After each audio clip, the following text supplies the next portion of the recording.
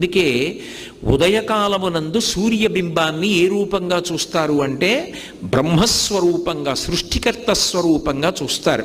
అదే మధ్యాహ్నేతు మహేశ్వర. మధ్యాహ్న కాలం అయిందనుకోండి, ఆయనని మహేశ్వర స్వరూపంగా చూస్తారు.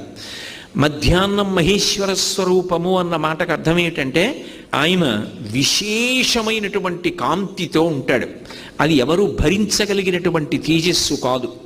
అంత తేజస్సు కలిగినటువంటి పరమాత్మ ఆయన అలా ప్రకాశిస్తుండగా ఇక ఎక్కడ చీకటి అన్నది ఉండడానికి వీల్లేదు.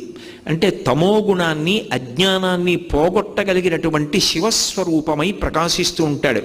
జ్ఞానదాత మహేశ్వర.